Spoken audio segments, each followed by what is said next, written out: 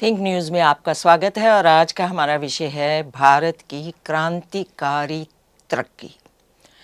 इतने विभिन्न विभाग हैं जिनके ऊपर भारत ने ऐसी तरक्की की है जिसको आप कह सकते हैं कि सेंचुरीज में भी शायद मुश्किल हो।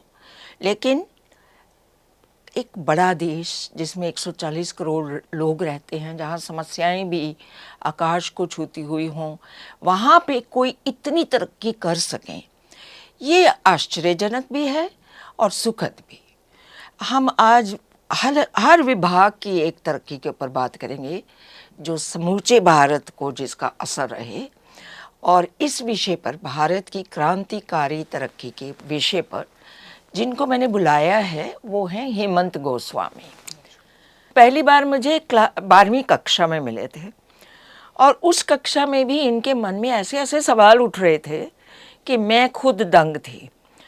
इनको भ्रष्टाचार पे भी समझ आ रही थी बातें, कानूनों पे इनके इतराज़ थे और बहुत सी बातों पे, जैसे असमानता, शिक्षा की असमानता या समाज में हो रहे बेहद बेहद भ्रष्टाचार। अब सोचती हूँ कि 12वीं कक्षा से लेकर अब की बात में कम से कम 30 साल का अंतराल है, तो 30 साल बाद तो इनके विषय और भी बढ़ गए होंगे। तो ये एक सोशल एक्टिविस्ट बने, जैसा कि मेरा अनुमान था कि जो बच्चा इतने प्रश्न पूछता हो वो कहीं ना कहीं जाकर समाज में कोई दखल देगा, और ये वो इंसान बन गए। इन्होंने दर्जनों PILs कर दी हैं जो कोर्ट्स में हैं, और ये खुद उनको अटेंड करते हैं जो अलग अलग विषयों पे हैं, और एक्सेप्ट हो जाना ही इस बात का संकेत है कि उनमें कुछ दम है। इसके अलावा चंडीगढ़ में इनकी एक सामाजिक संस्था इन्होंने बनाई थी, बर्निंग ब्रेन्स। उसमें इन्होंने बहुत काम किया, पब्लिक हेल्थ में चेंजेस लाने की, परिवर्तन की कोशिश की। उस कैंसर के ऊपर बहुत सा काम किया, सिगरेट के ऊपर, जैसे कि नो स्मोकिंग जोन चंडीगढ़ को डिक्लेयर करवाया। कह देना आसान है लेकिन कानूनों में परिवर्तन करके नोटिफाई कराना, ये इन्होंने किया। इस तरह के कई युद्ध जीत चुके हैं और कई युद्ध अभी बाकी हैं, और इन अभी तक का हेमंत थके नहीं हैं और अभी भी पूरे जोश से, यहाँ तक कि भारत की जो नीतियाँ हैं उनमें भी परिवर्तन के लिए इन्होंने अपना हस्तक्षेप किया है, और वहाँ पे भी बहुत सी योजनाओं में, बहुत सी नीतियों के परिवर्तन के ऊपर भी काम कर रहे हैं। तो जाहिर है ऐसे शख्स से हमें ज़्यादा अच्छा पता लग सकेगा कि भारत ने जो क्रांतिकारी कदम उठाए हैं उनके क्या परिणाम हैं। स्वागत। नमस्कार। नमस्कार रीटा जी। और मैं बहुत खुश हूँ धन्यवाद कि तुम्हारी जो यात्रा है वो अब भी पूरी जोश से चल रही है। हाँ, आपने तो बहुत लंबा चौड़ा विस्तार से मेरा परिचय करवा दिया। तुम डिजर्व करते हो। Thank you. ये तुम्हारा हक है। धन्यवाद। तो मेरे मन में जो प्रश्न उठता है कि चाहे तो हम देखें एक्सपोर्ट्स में, चाहे देखें हम इंपोर्ट्स में, चाहे देखें हम सड़कों की क्रांति, चाहे देखें हम स्पेस की क्रांति, मतलब कितने ही नाम गिना सकती हूँ मैं आपको, कि हर जगह मुझे एक क्रांति नज़र आ रही है। कह सकती हूँ कि कांग्रेस के जो 65-70 साल थे उनके मुकाबले में, मैं इसको ये नहीं करना चाहती कि ये बीजेपी कांग्रेस की बात है, पर मेरे को सच में ऐसा लगता है कि मेरे ही जीवन काल में मैंने इतनी क्रांति देखी है, मैं उसको चाहती हूँ कि मेरे दर्शकों तक पहुँचाऊँ। बिल्कुल सही है। तो आप बताइए इसके ऊपर आपके विचार क्या है? ये बात आपकी सही है कि पिछले 10 साल में जिस तरह की डेवलपमेंट हुई है, जिस तरह की अचीवमेंट सरकार ने की हैं, ये हम कभी पहले सोच भी नहीं सकते थे। 10 साल पहले सरकार का मतलब होता था कि कुछ होने वाला नहीं है, पर पिछले 10 साल से जिस पेस में काम हुआ, चाहे नई पार्लियामेंट की बिल्डिंग हो, चाहे नए रेलवे स्टेशन हो, नए ब्रिजेस हो, टनल्स हो पहाड़ों में, नए हाईवेज हो, तो जिस स्पीड से हमने, जिस गति से काम देखा पिछले 10 साल से, मुझे लगता है वो कभी हुआ नहीं है। ये सिर्फ बीजेपी की तारीफ या एक पॉलिटिकल पार्टी की तारीफ नहीं, के नाते नहीं है, हम सोच ये रहे एक हैं कंपैरेटिव एनालिसिस है। हाँ, पुरानी सरकारों का Dispassionately देख रहे हैं हम। हाँ, नई सरकारों का। इस सरकार में शायद कुछ ऐसे व्यक्ति रहे होंगे या हैं जिनमें ऐसी इच्छा शक्ति है कि इस स्पीड से काम होना चाहिए, देश को। ये श्रेय मैं चाहूंगी कि क्या मैं सही सोचती हूँ, आप बताएं। मुझे ऐसे लगता है गडकरी साहब ने क्रांति ला दी है हमारी सड़कों के जाल में और टनल्स और ये सब में। कितना सड़कों के बारे में कितना सोचते हैं आप, कितना मतलब मैं तो सिर्फ ओवरऑल देख रही हूँ ना जी। कि हर जगह सड़कों का जाल बढ़ रहा है और रेलवेज बढ़ रही हैं, और या कि टनल्स जैसे कि लाहौल स्पीति की तरफ जो बनी है या अटल जी के नाम से जो बनी है। नींव किसने रखी वो जरूरी नहीं, किसने पूरा किया वो जरूरी है। इसमें और दोनों कितने चीजें समय में। इसमें दोनों चीजें हैं। बहुत सारी, कम से कम 80% ऐसी योजनाएं हैं जिनकी नींव भी इसी सरकार में रखी गई। अच्छा। ये सबसे हैरानगी की बात है। अच्छा। पिछले 2014 के बाद नींव रखी गई और आज वो या तो बन चुके हैं या बनने की कगार पे हैं। मैं पूरा नॉर्थ ईस्ट, मुझे ट्रैवल करने का मौका मिला अभी रिसेंटली, तो पूरे नॉर्थ ईस्ट में गए जहाँ कोई रेलवे लाइन नहीं होती थी, जहाँ कोई किसी तरह का हाईवे नहीं होता था, कनेक्टिविटी नहीं होती थी। यहाँ से अगर आपको असम भी जाना होता था तो आपको ध्यान होगा 3 दिन लग जाते थे यहाँ से असम तक पहुँचने में भी। और अरुणाचल, मेघालय, मिजोरम वगैरह जाना तो, या मणिपुर जाना तो ऐसा लगता था कि पता नहीं कब पहुँचेंगे। वहाँ गए तो वहाँ से 2 दिन की यात्रा करनी पड़ेगी, कैसे वहाँ पर हम पहुँच पाएंगे। तो आज हर नॉर्थ ईस्टर्न स्टेट में नेशनल हाईवे बन रहे हैं। 4 लेनिंग, 8 लेन, 6 लेन प्रोजेक्ट्स वहाँ पर चल रहे हैं। देख के आए हैं? हाँ, खुद देख के आया हूँ, अपनी आंखों से देख के आया हूँ, तभी बता रहा हूँ आपको। और वहाँ पर आज के एशिया रोड 1 जो बन रहा है, जो यहाँ से पूरा म्यांमार, थाईलैंड वगैरह जाते हुए जाएगा, तो एशियन रोड वहाँ से बन रही है। वो कनेक्टिविटी उसकी ना केवल अपने देश के साथ पर दुनिया के साथ उसकी कनेक्टिविटी हो रही है, जो हम 10 साल पहले सोच भी नहीं सकते थे। इसके साथ एक और कंपैरिजन है नॉर्थ ईस्टर्न स्टेट के साथ। एक तरफ तो हम सड़कें नहीं बना रहे थे, डेवलपमेंट का काम नहीं करते थे, दूसरी तरफ वहाँ पर विदेशों से क्रिश्चियन मिशनरी पहुंच गए। क्रिश्चियन मिशनरी ने उनकी भाषा भी सीखी, वहाँ चर्चेस भी खोली, स्कूल भी खोले और सबकी कन्वर्जन की। जो वहाँ के जनजाति के लोग थे उनके कन्वर्जन की और उनको अपने धर्म का बना लिया। वहाँ फंडिंग भी भेजी उन्होंने। वहाँ जितना काम होना था जो भारत सरकार को करना था वो विदेशी एजेंसीज ने किया। जो वहाँ का कल्चर था, जो वहाँ नेटिव्स का कल्चर, जो रहने का रहन सहन का तरीका, फोकलोर्स वगैरह, वो सब जो है खत्म हो गई, क्योंकि उन्होंने अपना कल्चर उन पे इम्पोज कर दिया। यही कहने वाली थी मैं आपसे कि कारण कुछ भी हो आपके मन में, आपने अपने ही देश के लोगों को एक नॉर्मल जिंदगी जीने नहीं दी। बिल्कुल सही। रेल रोड जो है वहाँ पर नहीं पहुँची, तो रेलवे लाइन अभी आप जाएं तो सिक्किम में आप देखें तीस्ता के साथ साथ जो है एक पूरी रेल लाइन जो है वो सिक्किम को जोड़ेगी। आज की डेट में गुवाहाटी जो है वो 1 ऑफ द बिजिएस्ट एयरपोर्ट बन गया। अब आप आ जाइए हिमाचल की तरफ, आ जाइए लद्दाख में, आ जाइए आप, बाकी पहले सिर्फ एक रोहतांग की बात कर लीजिए, या लद्दाख जैसे कट जाता था, लेह लद्दाख कट जाता था, उसकी बात कर लीजिए। सारे के सारे कनेक्टिविटी का ये सरकार ध्यान दे रही है। आप स्टैटिस्टिक्स के नज़रिए से पूछें तो तकरीबन 97,000 किलोमीटर का हमारा नेटवर्क था, जो अब 1.5 लाख किलोमीटर के करीब पहुंच गया है। लगभग 50,000 ऐड हो गया। 50,000 किलोमीटर नेशनल हाईवे नया बना है, नए बने हैं पिछले 10 सालों 9.5 सालों में इतना नया बना है। इसी तरह रेलवे की जो इलेक्ट्रिफिकेशन है वो ऑलमोस्ट 90% कंप्लीट हो गई है, जो 40% पे कहीं स्टैंड करती थी। नए रेलवे स्टेशन जो है वो ऐड हुए हैं, रेलवे स्टेशन का मॉडर्नाइजेशन हुआ है, नए रेलवे ट्रैक बन रहे हैं। जो हमें लगता था अंग्रेज, जैसे अब यहीं की हम बात करें तो ऐसा लगता था कि शिमला कालका के बाद कभी रेलवे एक्सपेंड ही नहीं होगा, अंग्रेज जहाँ पर छोड़ गए वहीं तक होगा। सच भी यही था जी, कि जहाँ तक रेलवे का जाल अंग्रेजों ने बिछाया था, इनफैक्ट उनको इस बात का क्रेडिट भी हम देते हैं कि वहाँ से आगे उसमें कुछ ज़्यादा बढ़ोतरी नहीं हुई। लेकिन पिछले 10 सालों में जो एक शब्द मैं यूज़ कर रही थी कि क्रांतिकारी, कि 40 से 97,000 हो जाना, 40,000 से, ये अपने आप में एक क्रांतिकारी ही है, डबल से भी ज़्यादा। तो 50,000 किलोमीटर सड़कों का जाल और हाईवेज का, हर रोज 28 किलोमीटर, 28 से ज़्यादा 28 किलोमीटर नया नेशनल हाईवे बन रहा है डेली बेसिस पे। ये जो हमारी लुक ईस्ट पॉलिसी है मोदी सरकार की, तो वो सारी लुक ईस्ट पॉलिसी के हिसाब से भी जो काम चल रहा है वो भी होना है। नए एयरपोर्ट्स का निर्माण हो रहा है। नए एयरपोर्ट्स आप देख रहे हैं छोटे छोटे शहरों में बनना शुरू हो गया। यहाँ से छोटे छोटे शहरों में बिल्कुल, यहाँ से साथ में अंबाला में बन रहा है। वहाँ उस दिन मैं गया तो देवगढ़ में बना नया एयरपोर्ट। जगह जगह जो छोटे छोटे जहाँ पर आप सोच नहीं सकते थे, जहाँ एयरपोर्ट की कनेक्टिविटी होनी चाहिए, वहाँ सब नए एयरपोर्ट्स का भी निर्माण हो रहा है। तो जिस भी तरह का ट्रांसपोर्टेशन या कम्यूट करने के साधनों की जरूरत इस देश को इस इरा में, इस मॉडर्न इरा में जरूरत है, आज के युग में, वो सब पिछले 10 सालों में उन्होंने जैसा विस्तार लिया वैसे भारत के इतिहास में कभी भी नहीं हुआ। क्या हमारी ये इंडस्ट्री इस पिछले 10 साल में क्या इस स्तर पे खड़ी हो गई है? अगर आप सिर्फ डिफेंस सेक्टर में देखें तो 2014-15 में ऑलमोस्ट डिफेंस का एक्सपोर्ट हमारा जीरो के करीब, जीरो मतलब कुछ मिलियन डॉलर के करीब था। होता ही नहीं था कोई डिफेंस, यहाँ पर डिफेंस इक्विपमेंट नहीं बनता था, कुछ नहीं बनता था।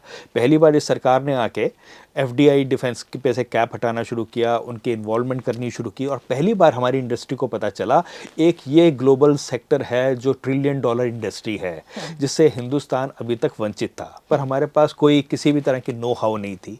हमें ये नहीं पता था कि डिफेंस इक्विपमेंट प्रिपेयर कैसे करना है। तो उसके लिए सरकार ने मेक इन इंडिया एक प्रोजेक्ट शुरू किया कि आप आएँ, आप 100% एफडीआई भी लेके आए, आप यहाँ पर डिफेंस इक्विपमेंट बनाएं, हमें टेक्नोलॉजी ट्रांसफर दें, इंडिया में लेके आए। और हम इस तरह के हमने कॉन्ट्रैक्ट साइन करने शुरू कर दिए डिफेंस कंपनीज के साथ दुनिया भर की, कि वो इंडिया में आए और हमारे यहाँ पर बनाए, क्योंकि हमारे लोगों को एम्प्लॉयमेंट मिलेगी, हमारे यहाँ इंडस्ट्री का ग्रोथ होगा, एंसिलरी यूनिट्स बनेंगी, लगेंगी यहाँ पर, उसका सपोर्ट सिस्टम, सपोर्ट इंफ्रास्ट्रक्चर, वो सारे का सारा एक्सपेंड होगा और उसका जो सही फायदा है वो हमारे भारतीयों को मिलेगा। 2015 जब आया तो 2015 से 2017 के बीच में इतना अंतर आया कि 700% हमारा डिफेंस का एक्सपोर्ट बढ़ गया। और वो बढ़ते बढ़ते इस समय हम जिस लेवल पे हैं, compete करने के लेवल पे हैं, या आज हमारा हिंदुस्तान एरोनॉटिक लिमिटेड भी इस लेवल पे पहुंच गया है कि आज हम अपने जेट्स, अपने drones, laser guided system, bombs, अपने नए हथियार, ये सब चीज़ें बनाने में हम सक्सेसफुल रहे। आज की डेट में ओमान में आप जाएं तो ओमान की जो वेपन ऑफ चॉइस है वो इंडियन गन है। तो हम यहाँ से ओमान को एक्सपोर्ट कर रहे हैं, तो उनकी पूरी जितनी पैरा मिलिट्री और उनकी आर्मी और पुलिस के पास जो गन्स हैं वो हमारी बनाई हुई गन्स हैं, जो उनका वेपन ऑफ चॉइस है। डिफेंस सेक्टर में बिल्कुल भी कोई भी इसको प्रश्न नहीं उठा पाएगा कि डिफेंस सेक्टर में हमने बेहद क्रांतिकारी तरक्की हासिल की है, और अब हम इसको एक्सपोर्ट भी बहुत ही अच्छे लेवल पर कर रहे हैं, जिससे कि अभी तो सनराइज है। हाँ। अभी समय लगेगा, अभी हमें पूरी तरह से अपना पोटेंशियल को एक्सप्लोर करने में और एक लेवल तक पहुंचने में। पर हमने जो ये शुरुआत की है, ये आने वाले चंद सालों में, मे बी डेकेड, 5 साल, 10 साल, 15 साल में हम उन टॉप 3 या 4 कंट्रीज में होंगे जहां पर डिफेंस इक्विपमेंट्स एक बेहतरीन क्वालिटी के बनते हैं। बिल्कुल, वो तो बिल्कुल दिख रहा है सामने, और इसका अंदाज़ा कोई भी लगा सकता है। तो डिफेंस के अलावा मुझे ऐसा लगा कि हमने स्पेस में भी बहुत क्रांतिकारी तरक्की की है। मैंने लास्ट जो सुना था और पढ़ा था कि 1700 रॉकेट्स दुनिया के हमारे यहाँ एक कतार में लगे हुए हैं कि भारत जो है इनको लॉन्च करे। कि कमाल की बात है कि हमने 6 करोड़ में वो एक लॉन्च करते हैं, और जबकि मस्क जो हैं वो 18 करोड़ में लॉन्च कर रहे थे एक रॉकेट को। सैटेलाइट की बात कर रहे हैं। हाँ, सैटेलाइट की। तो उसमें भी कमाल की तरक्की, कहाँ 18 करोड़, कहाँ 6 करोड़। जिस समय अब चंद्रयान किया तो जो हमारी टोटल लागत आई, वो जो हॉलीवुड की पिक्चरें बनती है उससे भी कम हमारी लागत थी। ठीक है, तो वो 600 करोड़ में हमने लॉन्च किया। वो जो है उतने की वहाँ पर पिक्चर बनती है, एक मूवी बन जाती है हॉलीवुड की। इसी तरह से मंगलयान की बात करें, इसी तरह से हम बाकी मंगलयान की यात्रा तो सारा विश्व आश्चर्यचकित है कि कैसे हमने कर लिया। बिल्कुल सही। तो अब जो आदित्य L1 गया हुआ है सूर्य के पास, अब देखिए कि उसके बाद हमें नासा पे भी निर्भर नहीं रहना पड़ेगा, हमें सीधी सूचना आएगी। आदित्य L1 तक भी पहुंच जाना, मतलब स्पेस में तो कमाल की क्रांति आई है। जी, बिल्कुल। स्पेस में तो हम अपने बनाने लग गए हैं, अपने लॉन्च करने लगे एक जो सैटेलाइट। फ्री हैंड जो दिया गया, इसरो को फ्री हैंड दिया गया, इसरो के लिए बजट कंस्ट्रेंट्स नहीं किए गए, उनकी लीडरशिप को, साइंटिस्ट को पूरा सपोर्ट किया गया, जो साइंटिस्ट को लेके जो एक गवर्नमेंट की पॉलिसी है उसमें चेंज लेके आया गया, और उनके एक नॉलेज डोमेन को एक प्रायोरिटी दी गई। तो ये सब चीज़ें पहले नहीं हुई थी, पहले ये छोटे छोटे ब्यूरोक्रेटिक चीज़ों में फंसे रहते थे। अब मैं आपसे जानना चाहूंगी कि हेल्थ सेक्टर में जी क्या कोई क्रांतिकारी कदम उठाए गए हैं? अनंत जी, सबसे बड़ा इसका एग्जाम्पल है all India institute of medical sciences. तो जवाहरलाल नेहरू जी के टाइम पे पहला all India institute of medical science बना, बहुत अच्छा इनिशिएटिव था। उसके बाद से अगले 50 सालों तक कुछ नहीं हुआ। उसके बाद दूसरा ऑल इंडिया इंस्टीट्यूट बना तकरीबन 60 साल के बाद। इस सरकार के आने के बाद 16 नए all India institute of medical sciences बने, जो या तो बन गए या किसी ना किसी स्टेज में चल रहे हैं। तो स्टेज 2 से लेके स्टेज 8 ऐसे अलग अलग स्टेज है जी, जिसका आप ट्रैक कर सकते हैं। मेडिकल कॉलेजेस भी बहुत खुल गए हैं आनंद, बहुत ज़्यादा। उसका आप नंबर देखेंगे हर दूसरे तीसरे दिन आपका उसका नंबर इंक्रीज हो रहा है। कुछ स्टेट लेजिस्लेचर से बन रहे हैं, कुछ सेंटर के भारत के योगदान पास से बन रहे डॉक्टर्स हैं। की कमी थी, जी। तो जितने नए मेडिकल कॉलेज खुल रहे हैं उनसे हमारे पास बहुत से डॉक्टर्स भी लोगों को होंगे। सुख सुविधा जो मिली, लोगों को एक हेल्थ इंश्योरेंस जो मिला, आयुष्मान कार्ड आयुष्मान की 5 लाख की जो उनको एक कुशन मिला, और उसमें देखिए पूरे हिंदुस्तान में लोग उसका बेनिफिट उठा रहे हैं। देखिए एक और बहुत बड़ा इनिशिएटिव जो इस सरकार में हुआ है जी। वो आपको ध्यान होगा, आधार लिंक Yes, हो गया, yes. और उसके साथ डीबीटी हो गया, डायरेक्ट ट्रांसफ़र जो है हाँ, अकाउंट में, हाँ, वो आना शुरू हो गया। जी। तो डायरेक्ट बेनिफिट ट्रांसफ़र जो है उससे अब 100 का 100 पैसा जो बेनिफिशियरी है उसके खाते में पहुंचता है। 100 का 100 नहीं पहुंचता, उसमें भी 4-5 पैसा ऐड होता है, क्योंकि वो सारे अब जनधन खातों में आते हैं। तो पहली बार इस दुनिया में जो इस हिंदुस्तान में जो सबसे बड़ी चीज हुई, 50 करोड़ नए लोगों के बैंक अकाउंट खुले हैं। 50 करोड़। Yes, that I कोई read. छोटा नंबर नहीं है। हाँ। और पहले एक हफ्ते में जब ये जनधन योजना शुरू हुई, गिनीज बुक ऑफ रिकॉर्ड में इंडिया को सर्टिफिकेट मिला है, 2 करोड़ खाते एक हफ्ते में खुले, पहले हफ्ते वाह में। वाह। तो उसका गिनीज बुक में रिकॉर्ड है। तो इन 50 करोड़ खातों में जो नए खाते खुले, जो जीरो बैलेंस खाते खुले, उसमें 450 करोड़ ट्रांजैक्शन एनुअल है।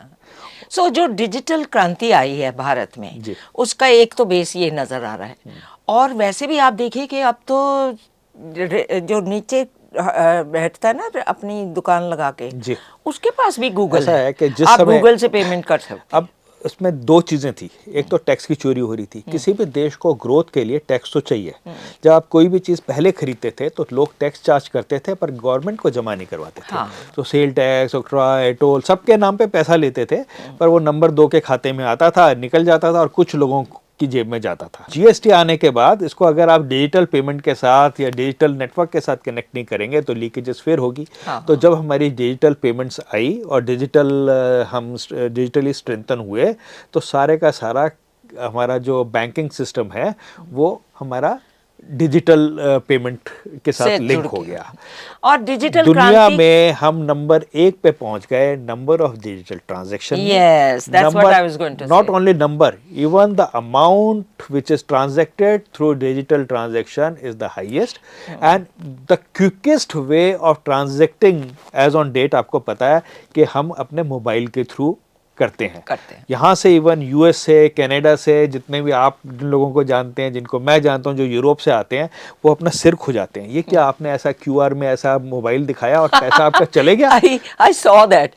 वो G20 की मीटिंग में कोई एक किसी देश के, बिल्कुल वो बड़े हैरान थे। वो सोच भी नहीं सकते कि आपने ऐसा किया, आपके अकाउंट में 2 सेकंड के अंदर पैसा चले गया, ट्रांजैक्शन हो गई। मोबाइल का आपने चार्ज करवाना हो, टीवी चार्ज करवाना हो, तो आपने ऐसा मोबाइल घुमाया और बटन दबाया और आपका टीवी चार्ज हो गया, मोबाइल चार्ज हो गया। जिस तरह से हमारा एक प्रभुत्व पूरी दुनिया में बढ़ा, हमारी इंपॉर्टेंस बढ़ी है इंडिया की पूरी दुनिया में, ये एक्सीडेंटल नहीं है। इसमें बहुत मेहनत लगी है। एक तो इंडिया को अब एक ग्रोथ स्टोरी की तरह पूरी दुनिया देखती है, और ये ग्रोथ स्टोरी के लिए देखने के लिए ग्राउंड लेवल पे काम होना ज़रूरी है। वो चाहे डिजिटल पेमेंट हो, चाहे एजुकेशन पे काम हो, हेल्थ सेक्टर में काम हो, कोविड के टाइम पे पूरे हिंदुस्तान को वैक्सीन लगाने का काम हो, नई कोविड वैक्सीन मैन्युफैक्चर करने का काम हो, पूरी दुनिया में दवाइयाँ सप्लाई करने का काम हो। तो ये सारी चीज़ों ने मिलके हिंदुस्तान को एक वर्ल्ड लीडर के रूप में उभारने का काम शुरू किया है। इसके साथ में एक और चीज़ है, इसके साथ में जो नरेंद्र मोदी ने प्राइम मिनिस्टर बने तो पहले 3-4 साल में जो पूरी दुनिया का बिना रुके दौरा किया, एक एक कंट्री के हेड के साथ, एक एक देश के साथ पर्सनल रिलेशनशिप डेवलप किया, इंडिया को इंट्रोड्यूस किया, जहां हिंदुस्तान का प्राइम मिनिस्टर या प्रेसिडेंट कभी नहीं गए थे वहां भी गए, छोटे छोटे देशों को भी नहीं छोड़ा, एक अपना जियोपॉलिटिकल अलायंस बनाने शुरू किए। तो एक तरफ अमेरिका के साथ अलायंस बनाए, एक तरफ रशिया के साथ हमने अपने संबंध ठीक रखे, उधर हमने ईरान के साथ बनाए, अफगानिस्तान में रोड बनाई, हमने पाकिस्तान को चारों तरफ से घेरने का काम किया। ये जो हमने काम किए हैं वर्ल्ड प्लेटफॉर्म पे, ये अद्वितीय है, कभी ऐसे हुए नहीं। और इसी की वजह से आज हमारी जो इमेज है ग्लोबली वो बहुत स्ट्रांग होके उभरी है। और आज इंडिया के प्राइम मिनिस्टर कुछ भी बोले या कहीं जाए, he cannot be ignored. He is a front page story anywhere in the world now. In the world. या 7वें 8वें पृष्ठ पे एक लाइन से हम फ्रंट पेज पे आ गए हैं। बिल्कुल। आपके यहाँ वैक्सीन है, औरों के पास नहीं है, आपने दुनिया को दे दी फ्री में। ये तो ओनली ईस्ट ही सोच सकता। आई मीन ईस्ट में मैं चाइना को नहीं मान रही, ईस्ट में ही सिर्फ भारत की फिलॉसफी में ये लोग सोच सकते हैं। इतना बड़ा कदम, और फिर जो सारी दुनिया के देशों से अपना मिले। तीसरा उन्होंने जो बहुत ही सशक्त एक रखा वो था आतंकवाद के ऊपर सभी देशों को एकजुट होना ही है। और उसमें जो जहाँ जहाँ आतंकवाद था वहाँ वहाँ उन्होंने उनके खिलाफ ही रहे जी। एक सशक्त स्टैंड लिया। जब कश्मीर की, जब आपने बात की, डिफेंस की बात की, आतंकवाद की बात की, कश्मीर एक ऐसा मुद्दा था पिछले 70 सालों 60-65 सालों से ऐसा लगता था 370 का हटना ही अपने आप में क्रांति है, कभी कुछ नहीं हो सकता, ये तो ऐसे ही चलने वाला है, कश्मीर को अलग देश बना दो, ऐसा भी बोलने वाले लोग थे यहाँ पर। तो अब इस सरकार में अपने देश को लेके, अपने राष्ट्रवाद को लेके कॉन्फिडेंस था कि हम करेंगे, हम इसको सस्टेन करेंगे नो मैटर व्हाट। पहले ऐसा लगता था चीन बहुत बड़ा देश है, अगर उसने हम पे आक्रमण कर दिया या कुछ हमें अतिक्रमण कर दिया तो हमें उसको हैंडल करना मुश्किल होगा। ना हम केवल अपनी बाउंड्रीज पर भूटान के बॉर्डर पे भी खड़े होके आज हम चीन से अपनी रक्षा करते हैं, उनको पीछे धकेल देते हैं। अच्छा, एक सवाल और इसी श्रेणी में कि गरीबी हटाओ का नारा इंदिरा गांधी जी ने लगाया था, लेकिन कभी हटे नहीं गरीबी। क्या आप कह सकते हैं कि 10 साल के काल में कहीं गरीबी के हटने के कोई निशान नजर आते हैं? ये वर्ल्ड बैंक की फिगर्स है, यूएन की फिगर्स हैं कि पिछले कुछ सालों में जो लोग पॉवर्टी नेट से बाहर निकले हैं, जो गरीबी रेखा से नीचे थे, उनकी संख्या 40 करोड़ है। 40 crore people have come out of it. ये कुछ छोटा नंबर, छोटा फिगर नहीं है। उसके बाद चाहे आपका राशन डिस्ट्रीब्यूशन हो, किसान योजनाएं हो, आपके डायरेक्ट बेनिफिट ट्रांसफ़र हो, बैंक खाते सबके खोलना, जनधन के तहत खोलना हो, मुद्रा लोन हो, ये भी गरीबी को हटाने की दिशा में एक कदम है। ये सारी की सारी जो स्कीम्स हैं ये इंश्योर करती हैं कि आपकी पॉलिसी जो है नीचे के लेवल तक परकुलेट हो। जो आप ऊपर स्कीम बनाते हैं उसका नीचे तक जाए तो मुद्रा योजना में उनको लोन मिले। अच्छा, जल भी पहुंचा है बहुत वो अपना रोजगार शुरू कर सकें। जहाँ तक साधनों की बात है, जल, यातायात के साधन, बिजली, electrification of the last village, और पर ड्रॉप मोर क्रॉप वाला जो एग्रीकल्चर को लेके गवर्नमेंट का कंसेप्ट है, तो जो यूरिया को लेके है, जो फर्टिलाइजर्स को लेके है, ऑर्गेनिक खेती को लेके है, तो ये एक 360 डिग्री अप्रोच है। एक्चुअल में the last man gets the benefit of all the government schemes. Thank you so much. तो भारत की क्रांति के बहुत से रूप हमने आपको दिखाए और अभी और दिखाने के लिए हैं, लेकिन अगले शो में। धन्यवाद। बहुत बहुत धन्यवाद रीटा जी।